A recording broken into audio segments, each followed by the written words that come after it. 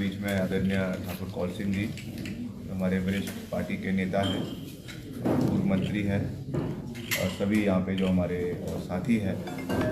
आज एक informal type की हमने मीडिया इंटरेक्शन आप लोगों के साथ रखी है, मंडी के पत्रकारों के साथ रखी है, ताकि जो विकासात्मक मुद्दे हैं मंडी के भी और साथ ही साथ जो संसदीय क्षेत्र के हैं उसके बारे में हम चर्चा भी करें और अपना एक विज़न जो मंडी संसदीय क्षेत्र के लिए भी है और हिमाचल के लिए भी है उसको हम आपके माध्यम से क्षेत्र की जनता और प्रदेश की जनता के समक्ष रखें। और मैं बधाई भी देना चाहता हूं, आपका धन्यवाद भी करना चाहता हूं लोकल मीडिया का। कांग्रेस प्रत्याशी होने के नाते मंडी संसदीय क्षेत्र से हम आपका बहुत मान सम्मान भी करते हैं और लोकल मीडिया प्रदेश की जो खास करके मीडिया है उनको सबसे ज़्यादा इंटरेक्शन हमारा ही उनके साथ हो रहा है, क्योंकि जो भाजपा की प्रत्याशी है वो नेशनल मीडिया से नीचे बात करती नहीं है। तो ये हमारा दायित्व बनता है, क्योंकि मैं तो हमेशा से ये बात कहता आया हूँ कि जो प्रदेश की मीडिया है, हिमाचल की है, हिमाचल के हर कोने की है, मंडी की है, वो बेबाक तरीके से निष्पक्ष तरीके से अपनी आवाज़ रखती है। हमारी भी उसमें क्रिटिसिज्म हो, हमको कोई उसमें परेशानी नहीं है, अच्छी बात है, होना चाहिए। मगर जो राष्ट्रीय स्तर की आज मीडिया है, जिस तरीके से आज वो एक सरकार का, एक पार्टी का विजन ही दर्शा रही है, ये मैं समझता हूँ कि बहुत दुर्भाग्यपूर्ण है और इसके ऊपर और चिंतन और मंथन करने की आवश्यकता इसलिए है क्योंकि अगर एक लोकतांत्रिक प्रणाली में अगर मीडिया और ख़ास करके पूरी देश की मीडिया, बड़े बड़े मीडिया हाउसेस अगर फ्री नहीं रहेंगे, अपनी बात को ढंग से नहीं रख सकेंगे। आज जितने भी रिनाउंड एंकर्स है, टीवी जर्नलिस्ट्स है, आज उन्होंने अपने अपने मीडिया हाउसेस को छोड़ दिया है। कोई यूट्यूब चैनल चला रहे हैं, कोई जो है अपने उन्होंने चैनल्स शुरू किए हैं, कोई ब्लॉगर्स बन चुके हैं। तो ये आज स्थिति मैं समझता हूँ कि देश का अगर हम परिप्रेक्ष्य देखें उस स्थिति में अच्छा नहीं है। मगर फिर भी in context of Himachal Pradesh पिछले विधानसभा चुनावों में भी जो राष्ट्रीय मीडिया की अनुमान थी और प्रदेश के मीडिया के अनुमान थे रिजल्ट्स के, वो उसमें दिन रात का फर्क था। इसके लिए मैं आपको बधाई देना चाहता हूं और आप मुद्दों के ऊपर हमारी निंदा भी करें, क्रिटिसिज्म भी करें, हमें बहुत अच्छा लगेगा। मगर जो हम अच्छा काम अगर कोई कर रहे हैं, सरकार कर रही है, उसकी आप सराहना भी करें, तो मैं समझता हूं कि प्रदेश के जनता को सही पिक्चर जो है वो पहुंचेगी।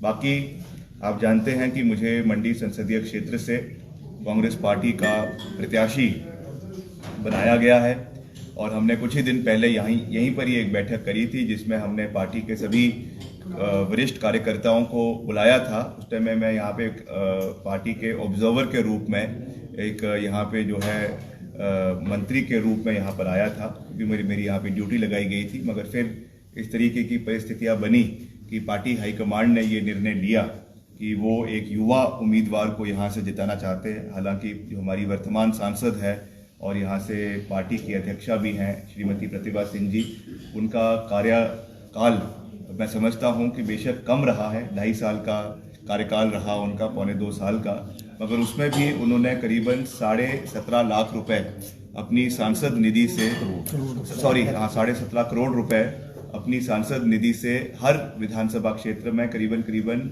ऑन एन एवरेज 60 लाख रुपए, 60 से 65 लाख रुपए हर विधानसभा क्षेत्र के अंदर दिए हैं। और ख़ास करके जो आपदा का दौर था उसमें वो हम लगातार क्षेत्र के लोगों के बीच में बनी रही, इलाके में दौरा किया, इलाके को कैसे इस बाढ़ से बाहर निकालना है, चाहे वो पंचपख्तर मंदिर है, चाहे वो आपका पंडो का इलाका था जो क्षतिग्रस्त हुआ, चाहे द्रंग का इलाका था जो क्षतिग्रस्त हुआ, बंजार का इलाका था, सैंज का इलाका था, कुल्लू मनाली का इलाका था, सरकाघाट का इलाका था, आपके थुनाग में हम खुद गए जहाँ पर ऊपर पूरा थुनाग की पहाड़ी से जो है पेड़ जो है कीचड़ के साथ नीचे आए और पूरा थुनाग का जो बाजार है वो कीचड़ के अंदर तब्दील हो गया था।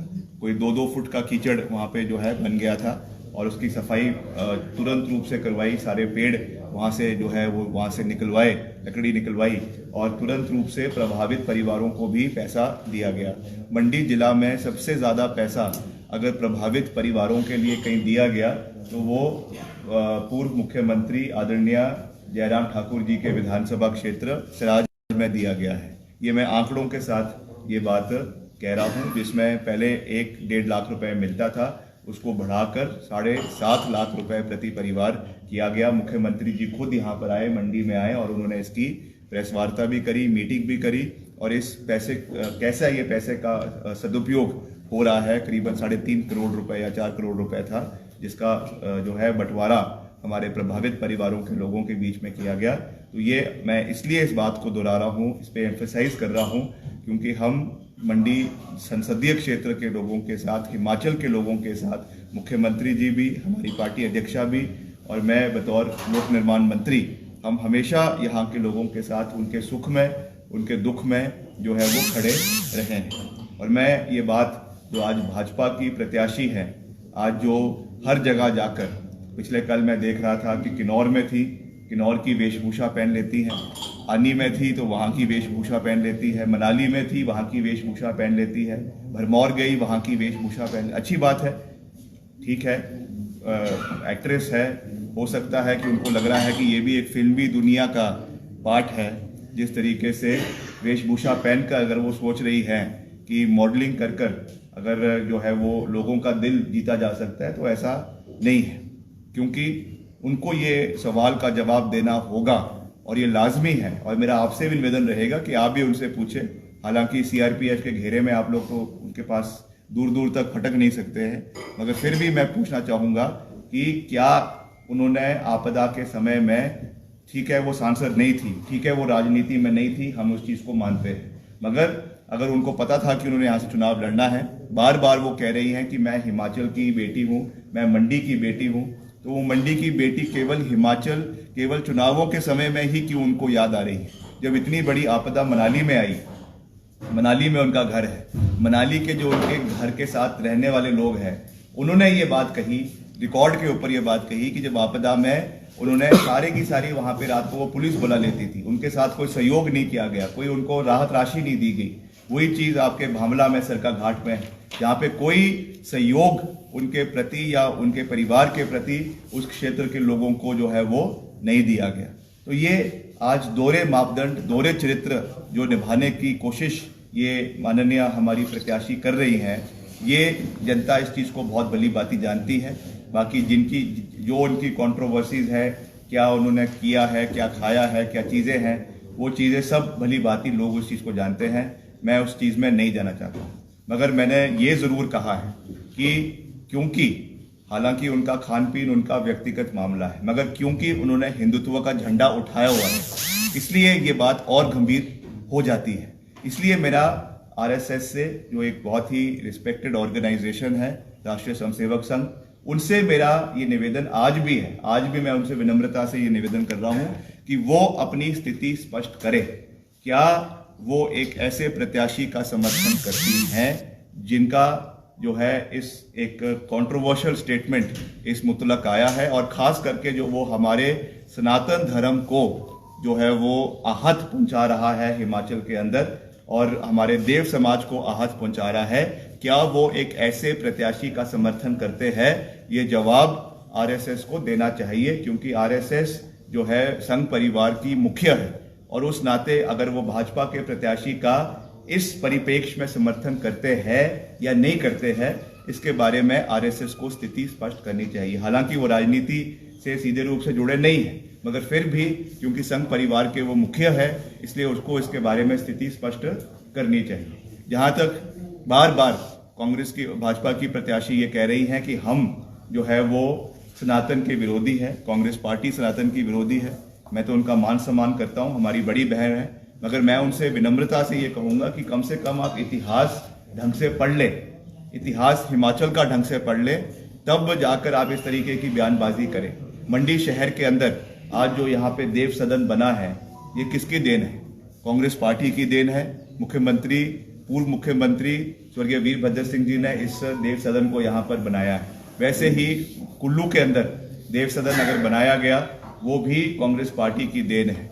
हमारे जितने मंदिरों का जीर्णोद्धार हुआ, करोड़ों रुपए मंदिरों के लिए अगर किसी सरकार ने दिए, खुलकर दिए, तो कांग्रेस पार्टी की सरकार ने दिए। कुल्लू के अंदर देव सदन बनाया, कांग्रेस पार्टी की सरकार ने बनाया। कुल्लू दुशहरे में नजरानों का अगर प्रथा किसी ने शुरू करी, उसमें 25-25 हज़ार रुपए हर देव संस्कृति से जुड़े हुए जो लोग वहां पर आते हैं उनके लोगों को, उनके कारदारों को अगर देने की प्रथा सरकार द्वारा शुरू की गई, तो कांग्रेस पार्टी की सरकार द्वारा शुरू की गई। इन्होंने तो पीछे कोरोना टाइम में उसको बंद कर दिया था।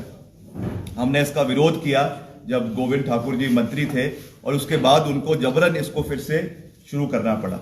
और वैसे ही सबसे बड़ी बात जिसके लिए आरएसएस भी वीरभद्र सिंह जी का सम्मान करती है, और ये ऑन रिकॉर्ड है, मैं कई बार इस बात को कह चुका हूं कि जो धर्मांतरण का कानून हिमाचल प्रदेश के अंदर लाया गया था, वो भी कांग्रेस पार्टी की वजह से 2005 में जब वो मुख्यमंत्री थे, उस समय इसको जो है प्रदेश के अंदर लागू किया गया, जिसके लिए आरएसएस ने ऑन रिकॉर्ड उस समय के मुख्यमंत्री जी का धन्यवाद किया था कि आपने जो कार्य किया है, पहला राज्य, पहला प्रांत हिमाचल प्रदेश बना है जहां पर इस तरीके का कानून लागू किया गया। उसके बाद इसको और देशों के अंदर और राज्यों के अंदर जो है उसको इम्प्लीमेंट किया गया है। तो हमें ये जो आरएसएस सॉरी आपकी कंगना जी है, बार बार ये कहती है कांग्रेस पार्टी को कि ये हिंदू विरोधी है, हिंदू विरोधी है, ये कार्ड इनका यहाँ पे चलने वाला है नहीं। मेरा उनसे ये निवेदन है कि चुनाव के बाद आप इतिहास की अच्छी ट्यूशन ले लें,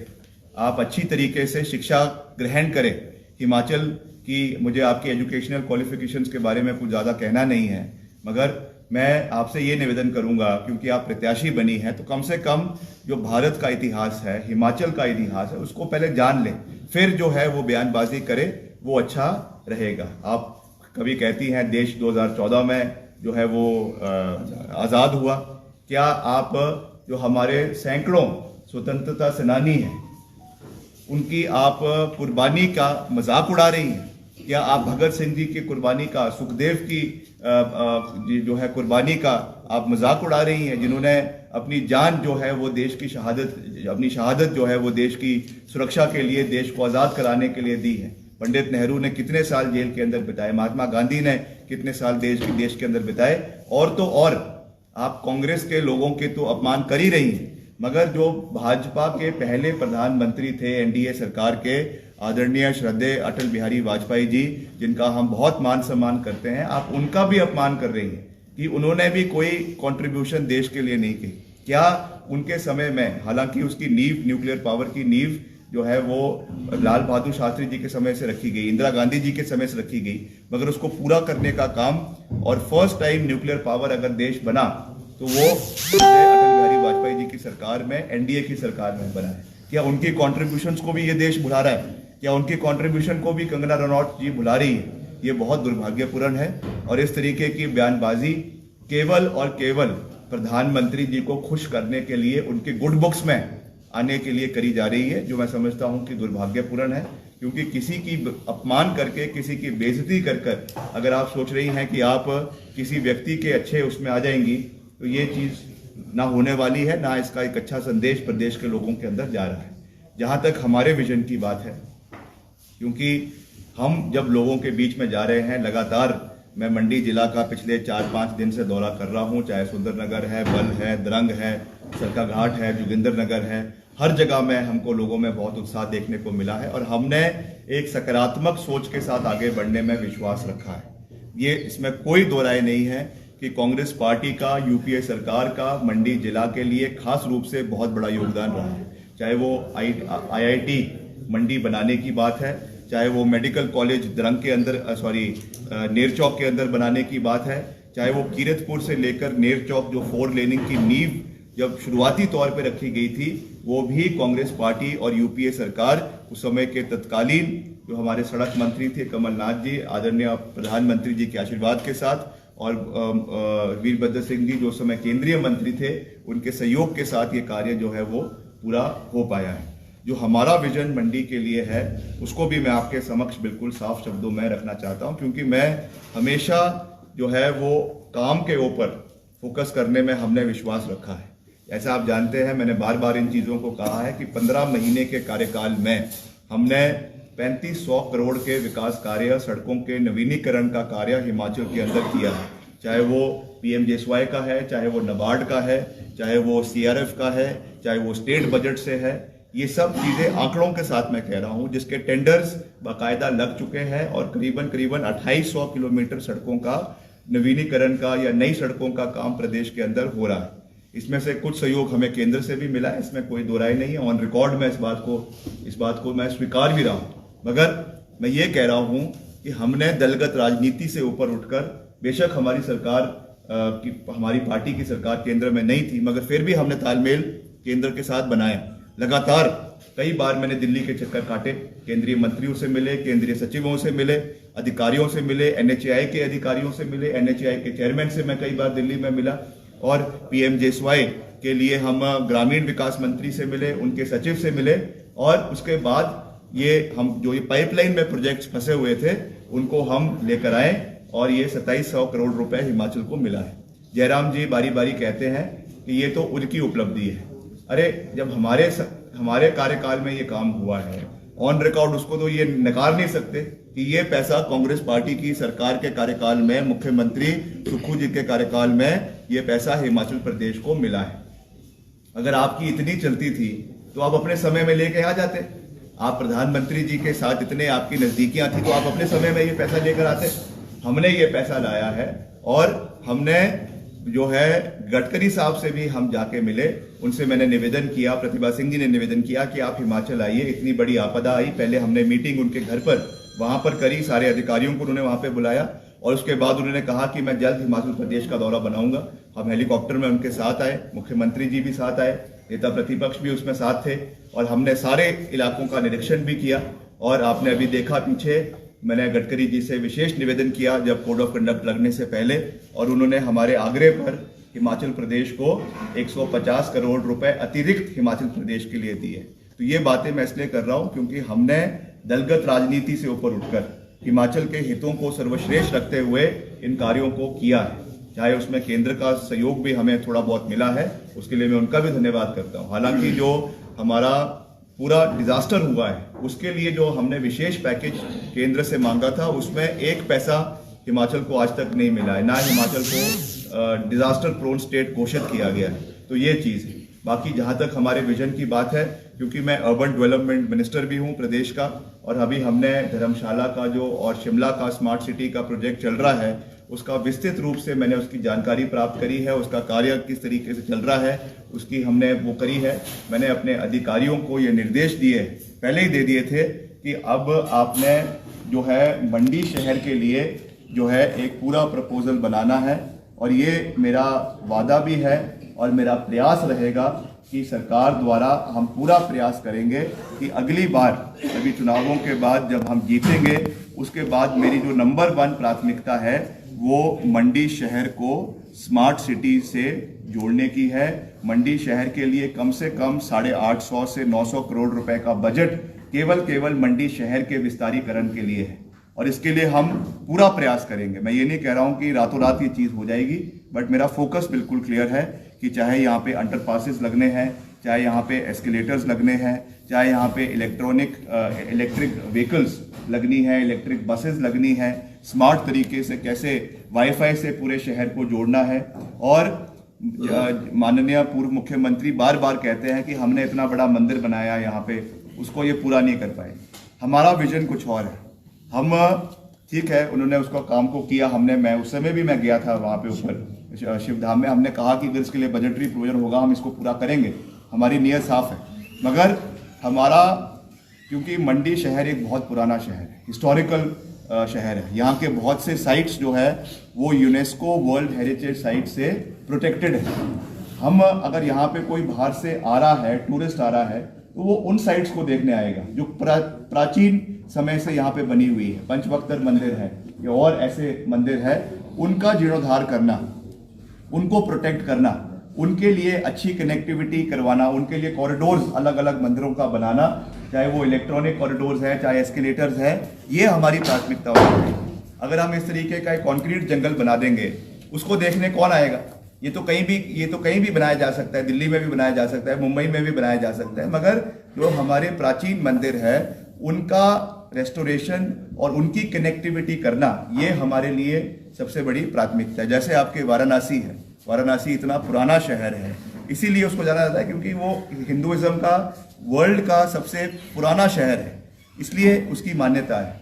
इसी तरीके से मंडी की मान्यता इन मंदिरों की वजह से है। इनकी सैंक्टिटी को बनाए रखना ये हमारा दायित्व बनता है, और इसके कॉन्जर्वेशन के लिए अभी मैंने आज ही सुबह जाकर जो है वो पंचवक्तर मंदिर का फिर से दौरा किया, क्योंकि फ्लड्स के समय में बहुत नुकसान वहाँ पर हुआ था। और जितना आपका उसका रिवर फ्रंट है पंचवक्तर मंदिर के आगे से लेकर जहाँ ब्रिज आपका बना है, ये आपके जो क्लब है वहाँ से लेकर जो ब्रिज बना है वो भी कांग्रेस पार्टी की देन है, वीरभद्र सिंह जी की देन है। वहाँ से लेकर पंचवक्तर मंदिर से आगे तक हमारा ये विजन है कि इसको हम एक रिवर फ्रंट के रूप से इसको हम डेवलप करना चाहते हैं, जहाँ पे अच्छी बैठने की साइट्स हो, वहाँ के लोग, मंडी के लोग वहाँ पर आए, टूरिस्ट वहाँ पर आए, और एक पूरा वहाँ पे रिवर फ्रंट बेहतरीन तरीके से म्यूजिकल लाइट शोज वहाँ पर हो, और वहाँ की जो है मंडी शहर की उसको हम बेहतरीन कर सके। ये मेरी नंबर 1 प्राथमिकता मंडी शहर के लिए है। इसमें बहुत से, जैसा कहा, अलग अलग फुट ब्रिजेस है, बहुत से इंटरकनेक्टिविटी रोड्स है, सूएज सिस्टम है, 24 घंटे पीने का पानी है, ये सब चीज़ें उसके अंदर आएगी। ये हमारी नंबर 1 प्राथमिकता मंडी शहर के लिए रहेगी। और दूसरा, जहाँ तक मंडी संसदीय क्षेत्र की बात है, इसमें भी मैं बार बार अपनी स्पीचेस में कह रहा हूँ कि चाहे वो भुभु जोत टनल है, जो हमारा जोगिंदर नगर के इलाके को, आपके बड़ोट के इलाके को सीधे लग वैली के साथ कुल्लू के अंदर जोड़ेगा। ये बहुत ही महत्वपूर्ण टनल है, कुल्लू के लिए भी और मंडी के लिए भी, डिफेंस पॉइंट ऑफ व्यू से भी बहुत स्ट्रेटेजिक है।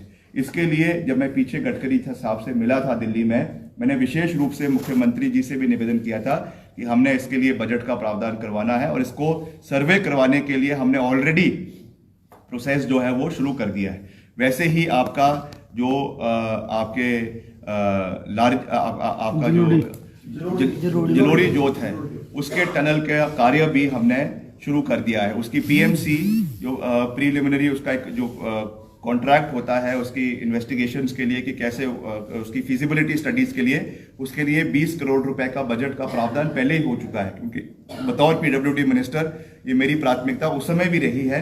और इसके लिए मैंने कई बार अभी केंद्रीय मंत्री से भी बात करी है, और इसको भी हम आने वाले समय में फिजिबल बनाएंगे, ताकि एक अच्छी कनेक्टिविटी हमारी सतलुज वैली की आपके ब्यास नदी वैली के साथ हो, कुल्लू वाली वैली के साथ हो, ताकि टूरिस्ट पॉइंट ऑफ व्यू से ये इलाका हमारा डेवलप हो। वैसे ही आपका आनी क्षेत्र में एक बहुत ही बेहतरीन इलाका है बागासरान का, जिसको इस इलाके का मिनी स्विट्जरलैंड भी कहा जाता है। उसको डेवलप करना, वहाँ के लिए ब्राइडल पाथ्स बनाना, वहाँ के लिए फॉरेस्ट रोड्स बनाना, उसको जो है बंजार वैली से आपका जो ग्रेटर हिमालयन नेशनल पार्क है उस एरिया से कनेक्ट करना, ये भी हमारी प्राथमिकता रहेगी, जिसको हम आने वाले समय में पूरा करने का हर संभव प्रयास करेंगे। और वैसे ही हमारी होली उतराला सड़क है, जो हमारे जनजातीय क्षेत्र को, आपका जो भरमौर का इलाका है, उसको सीधे छोटा बंगाल में जोड़ती है, इसके लिए भी हम वॉर फुटिंग के ऊपर कार्य करेंगे। ये 4-5 बड़े इंफ्रास्ट्रक्चरल प्रोजेक्ट्स है मंडी संसदीय क्षेत्र के, मंडी शहर के।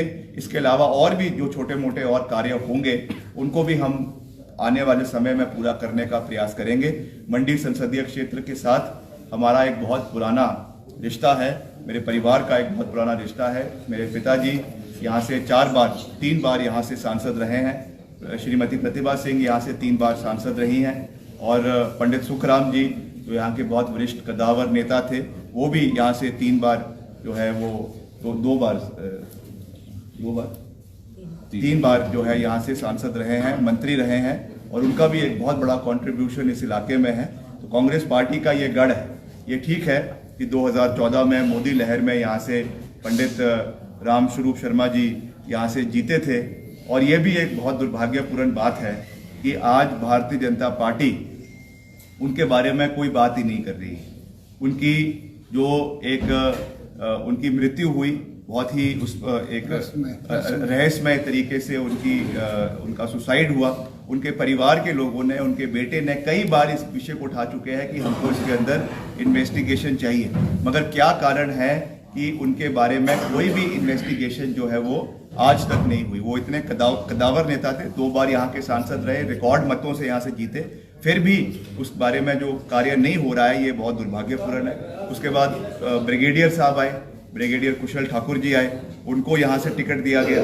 हालांकि पिछली बारी वो नहीं जीते, मगर जीत का मार्जिन कम था, 5,000 5,500 का था। ठीक है, हम कांग्रेस पार्टी जीती, प्रतिभा सिंह जी जीती, मगर क्या कारण था कि इस बारी उनको जो है यहाँ से भाजपा का टिकट नहीं दिया गया। पिछली बार तो जयराम जी बोलते हुए थकते नहीं थे कि ये हमारे कारगिल के वॉर हीरो है, इन्होंने हमारा नाम बनाया है, सेना में नाम बनाया है। तो क्या वो नाम अब जो है वो खत्म हो गया? अब इतनी जल्दी उनको भूल गए? और क्या कारण है कि आपको मुंबई से पैराशूट के माध्यम से यहाँ पे कैंडिडेट को उतारना पड़ा? क्या आरएसएस के, क्या इनके और समर्पित, कई हमारे सुंदरनगर से भी एक कैंडिडेट थे, उनका टिकट अजय राणा जी, उनको टिकट नहीं दिया गया। महेश्वर सिंह जी जो बहुत कदावर नेता कुल्लू के हैं, वो भी टिकट के फ्रेम में थे, उनको भी टिकट नहीं दिया गया। एक बिहारी जी है आपके करसोग से, वो भी टिकट के फ्रेम में थे, उनको भी नहीं दिया गया। जो यहाँ पे इंचार्ज है इनके पार्टी के, पूर्व मंत्री है आदरणीय गोविंद ठाकुर जी, वो भी टिकट के फ्रेम में थे। सारे डेडिकेटेड लोग हैं पार्टी के, सबके टिकट काटकर एक पैराशूटी नेता को मुंबई से यहाँ पे लाने का क्या औचित्य है? इसका जवाब जो है वो आदरणीय जयराम ठाकुर जी को भी और मंडी के और लोगों को भी, भाजपा के और लोगों को भी, अपनी क्षेत्र की जनता को देना चाहिए। अंत में मैं यही कह सकता हूँ कि हमारा विजन बिल्कुल साफ है। मैंने पहले भी 15 महीने के कार्यकाल में भी पूरी मजबूती से काम करने का प्रयास किया है, चाहे उसमें समस्याएं बहुत आई, आपदा के समय में मुश्किलात बहुत आई, मगर उसके बावजूद हमने ये कार्य हिमाचल प्रदेश के लिए मैंने अपने खास करके अपने विभाग द्वारा करवाए हैं और उसी विजन के साथ हम आगे बढ़ेंगे। हिमाचल के मसलों को हम केंद्र सरकार के समक्ष उठाएंगे, चाहे वो आपके जीएसटी का जो मसला है जिसमें लगातार हमारा जो ग्रांट्स है वो कम होती जा रही है, रेवेन्यू डेफिशिएंट ग्रांट्स है। एक समय में 12,000 करोड़ रुपए हिमाचल को मिलता था, आज मात्र 2,000 करोड़ रुपए मिल रहा है। हमारी जो बोरोइंग कैपेसिटी है उस पर कैप लगा दिया हुआ है कि आप सालाना 800 करोड़ रुपए से ज़्यादा प्रदेश सरकार इंटरनेशनल एजेंसीज, चाहे वो IMF है, चाहे वो वर्ल्ड बैंक है, चाहे वो ADB है, इनसे 800 करोड़ से ज़्यादा जो है वो लोन नहीं ले सकती है, क्योंकि हमारे कितने प्रोजेक्ट्स ऐसे हैं जो वर्ल्ड बैंक के माध्यम से चलते हैं। आपका मंडी का जो यहाँ से रिवाल्सर से मंडी से रोड है जो आगे आपके हमीरपुर में मिलता है, ये भी वर्ल्ड बैंक फंडेड प्रोजेक्ट के माध्यम से इसका काम चला हुआ है। तो इसकी वजह से कितने हमारे डेवलपमेंट प्रोजेक्ट्स हैं जो हॉल्ट हो गए। तो ये सब मसले हैं जिनको हमें केंद्र के समक्ष उठाने की आवश्यकता है और मैं ये विश्वास दिलाता हूं कि जब हम यहाँ से जीतेंगे, यहाँ के जितने भी मसले हैं, मंडी संसदीय क्षेत्र के, हिमाचल के, OPS का मसला है, 9,000 करोड़ रुपए हमारा केंद्र के पास फंसा हुआ है, उसको भी हम वापस लाने का पूर्ण प्रयास करेंगे, सकारात्मक प्रयास करेंगे। तो ये मैं जो है वो कहना चाहता हूँ। आप अगर कुछ पूछना चाहते तो पूछ सकते हैं। जो स्मार्ट सिटी का बोल रहे हैं ना, भाजपा के मुख्य प्रवक्ता राकेश जम्वाल ने आप सर जो आपने विजन बताया ना, इसमें बहुत सालों से नमक का कारखाना और हवाई अड्डे की बात भी मंडी जोन में, मंडी मध्य क्षेत्र में वीरभद्र सिंह के टाइम पे। देखिए, हवाई अड्डा जो था, जो बल वाला हवाई अड्डा है, वो तो जयराम जी का ड्रीम प्रोजेक्ट था, मगर उसमें ना पैसा है ना ज़मीन है, वो केवल हवाई किला ही रह गया हुआ है। उसकी अभी तक कोई सैंक्शन, अभी तक सिविल एविएशन डिपार्टमेंट से कोई सैंक्शन नहीं है, कोई उसके लिए बजट का प्रावधान नहीं है। तो वो किस एंगल से, वो तो जो भाजपा की केंद्र की सरकार है उनकी प्राथमिकता भी नहीं है, वो केवल जयराम जी की प्राथमिकता है, तो वो उसका कोई औचित्य है नहीं। मगर ये ज़रूर है, अगर इस तरीके की कोई भी संभावना मंडी जिला के लिए बनती है तो निश्चित तौर से इसको मैं नहीं कहूँगा कि international connectivity, that will be taking it too fast, मगर कम से कम अच्छी नेशनल कनेक्टिविटी पहले यहाँ पर हो, वो चीज़ होनी चाहिए। ऐसा नहीं होना चाहिए कि आप अपनी जो पाँव है उसको चादर के हिसाब से जो है वो फैलाना चाहिए। आप पहले ही शुरू कर दें प्रोपोगेंडा की इंटरनेशनल कनेक्टिविटी करेंगे। पहले भैया आप नेशनल कनेक्टिविटी तो कर लें अच्छी तरीके से। इसको पहले 2 टायर सिटी है मंडी या 3 टायर सिटी है, पहले इनको दिल्ली से जोड़े, चंडीगढ़ से जोड़े, बाद में अगर संभावना बनती है तो उसको इंटरनेशनल भी बनाया जा सकता है। पहले ये प्रोपोगेंडा करना कि हम इसको इंटरनेशनल बना देंगे, ये मैं समझता हूँ कि वैसे तो बड़े वो कदावर नेता है, मगर हल्कापन जो है वो इस चीज़ को उसमें झलकता है। मिस्टर विक्रमादित्य सिंह, जो बीजेपी लीडर्स हैं वो एक्यूज कर रहे हैं कि जो आपको नेचुरल क्लैमिटी के दौरान पैसा केंद्र से आया, you have not used it properly or rather misused. देखिए, जो हमको पैसा आया है वो नेचुरल कैलेमिटी का पैसा नहीं आया है, ये पैसा सेंट्रल स्पॉन्सर्ड स्कीम्स का है, जो पैसा हर राज्य को मिलता है। जहाँ तक हमारे विभाग की बात है, I am only responsible for money that has been received by my department. तो वो पैसा क्लैमिटी के उससे नहीं आया। अगर क्लैमिटी नहीं भी आती तब भी ये पैसा हिमाचल को मिलना ही मिलना था और हर राज्य को मिल रहा है। उसका हमने बकौर, जैसा मैंने कहा कि यूटिलाइजेशन किया है, बिल्कुल सही यूटिलाइजेशन किया है। उसके बाकायदा टेंडर्स करवाए गए हैं और उनका काम मैंने सख्त निर्देश दिए हैं कि 18 महीने के अंदर सारे के सारे काम पूरे हो जाएंगे। अब शाहपुर व इसके आसपास के क्षेत्र में अगर आप अपना घर बना रहे हैं और मॉड्यूलर किचन, इंटीरियर वर्क व लकड़ी का काम करवाने की सोच रहे हैं तो टेंशन ना ले, क्योंकि द्रमन के पास ददामन में खुल गया है वन्या फर्नीचर हाउस। यहाँ पर मॉड्यूलर किचन, अलमारियाँ, bed box, sofa, dining table सहित सभी प्रकार की फर्नीचर आइटम्स खुद बनाई जाती है।